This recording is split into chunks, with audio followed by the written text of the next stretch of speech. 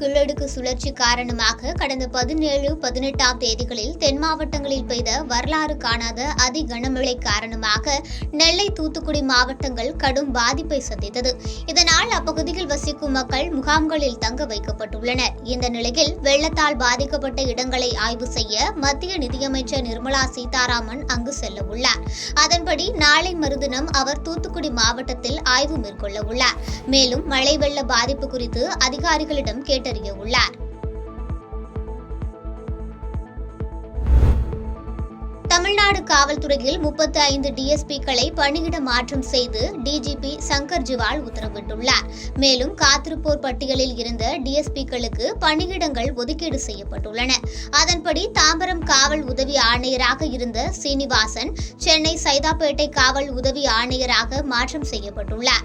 இதேபோல் 35 டிஎஸ்பிக்கள் பணியிட மாற்றம் செய்யப்பட்டுள்ளனர்.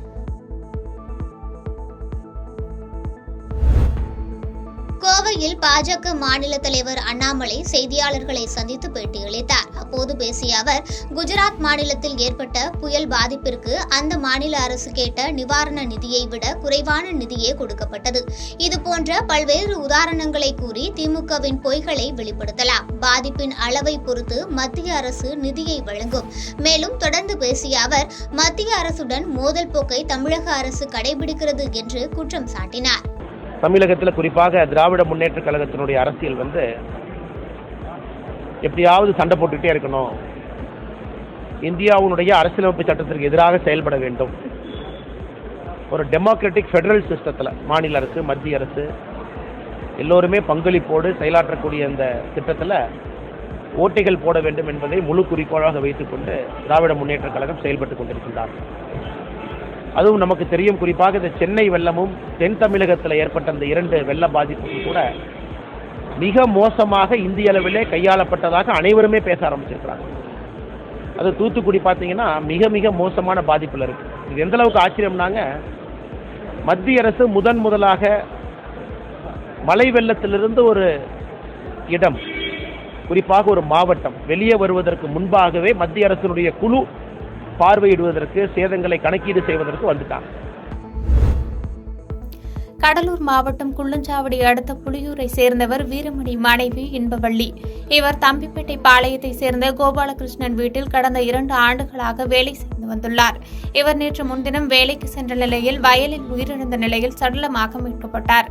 இதுகுறித்து காவல்துறையினர் வழக்கு பதிவு செய்து சந்தேகத்தின் பேரில் அதே பகுதியில் கரும்பு வெட்டும் பணிக்காக தங்கியிருந்த பன்ருட்டி பலாப்பட்டு கிராமத்தை சேர்ந்த கிருஷ்ணமூர்த்தி மகன் திருமூர்த்தி என்பவரை கைது செய்து விசாரணை நடத்தினர். இதில் வேலை முடிந்து வீடு திரும்பிய இன்பவள்ளியை வயலுக்கு தூக்கி சென்று சரமாரியாக தாக்கி கொலை செய்து நகைகளை திருடி சென்றது தெரியவந்தது. மேலும் கடந்த மாதம் 31ஆம் தேதி சமட்டிக்குப்பத்தை சேர்ந்த ராமலிங்கம் மனைவி மகாலட்சுமி என்பவரையும் கொலை செய்து நகைகளை திருடியது விசாரணைகள் தெரியவந்தது. இதனைத் தொடர்ந்து 2 பெண்களையும் கொலை செய்த திருமூர்த்தியை போலீசார் கைது செய்து நடவடிக்கை மேற்கொண்டு வருகின்றனர். திண்டுக்கல் மாவட்டம் நத்தம் கோவில்பட்டி ராஜாகுளம் பகுதியைச் சேர்ந்தவர் ராஜேந்திரன். இவருக்கு திருமணமாகி பாண்டீஸ்வரி என்ற மனைவியும் 4 பெண் குழந்தைகளும் உள்ளது. இந்நிலையில் மது பழக்கத்திற்கு ராஜேந்திரன் அடிமையானதாக கூறப்படும் நிலையில் இதனால் கணவன் மனைவிக்கு இடையே தகராறு இருந்து வந்துள்ளது. இந்நிலையில் கடந்த 3 நாட்களாக அதிக மதுபோதையில் இருந்த ராஜேந்திரன் இன்று அதிகாலை மது அருந்த பணம் கேட்டு தனது மனைவியை கடப்பாரை கொண்டு தாக்க முயன்றுள்ளார். அப்போது தன்னை தற்காத்துக் கொள்ள மனைவி பாண்டீஸ்வரி கடப்பாறையை பிடுங்கி கணவரை தாக்கியதாக கூறப்படுகிறது. இதில் பலத்த காயமடைந்த ராஜேந்திரன் சம்பவ இடத்திலேயே உயிரிழந்தார். பின்னர் பாண்டீஸ்வரி நத்தம் காவல் நிலையத்தில் சரணடைந்த நிலையில் இச்சம்பவம் தொடர்பாக காவல்துறையினர் விசாரணை நடத்தி வருகின்றனர். மயிலாடுதுறை நீடூர் அருகே கங்கனாபுதூரில் உள்ள நஸ்ருல் முஸ்லிம் தனியார் பள்ளியின் கலைஞர் மு. கருணாநிதியின் 100ஆண்டு விழாவை முன்னிட்டு சாலை பாதுகாப்பு விழிப்புணர்வு முகாம் மற்றும் ஓட்டுநர்களுக்கான மன அழுத்த மேலாண்மை ஒருநாள் பயிற்சி நடைபெற்றது. மாவட்ட ஆட்சியர் மகாபாரதி தலைமையில் நடைபெற்ற நிகழ்ச்சியை சுற்றுச்சூழல் மற்றும் காலநிலை மாற்றத்துறை அமைச்சர் சி. வி. மெய்யநாதன் தொடங்கி வைத்தார். அப்போது அவர் பேசியதாவது, இந்தியா முழுவதும் சாலை பாதுகாப்பு என்பது மிக முக்கியம்.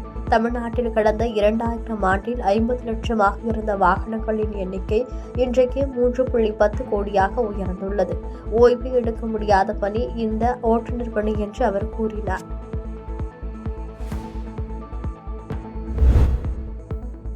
திருப்பூர் மாவட்டம் மங்களம் அடுத்த வேட்டுவபாளையம் பகுதியில் உள்ள சுடுகாட்டின் அருகாமையில் கழிவுநீர் தேங்கி நிற்பதால் சுடுகாட்டில் ஊற்று நீர் சுரப்பதாகவும் இதனால் சடலங்களை அடக்கம் செய்ய தோண்டும் குழியில் தண்ணீர் ஊற்று ஏற்படுவதாகவும் கழிவுநீரை வெளியேற்ற சாலையிடையே பாலம் அமைக்க அப்பகுதி பொதுமக்கள் கோரிக்கை விடுத்து வந்தனர்.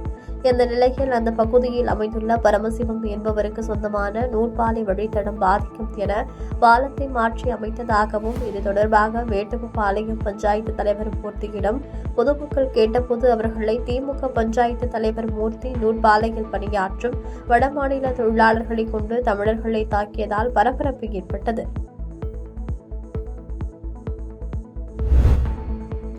கள்ளக்குறிச்சி மாவட்டம் உளுந்தூர்பேட்டை கேசவன் நகரில் வசித்து வருபவர் செந்தில். இவர் அகில பாரத இந்து மகாசபா என்ற இந்து அமைப்பின் மாநில பொதுச் செயலாளராக இருந்து வருகிறார்.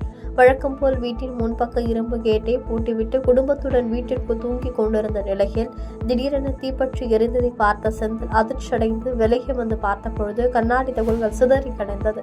இதில் மர்ம நபர் ஒருவர் பெட்ரோல் குண்டை வீசும் காட்சிகள் சிசிடிவியில் பதிவாகியுள்ளது.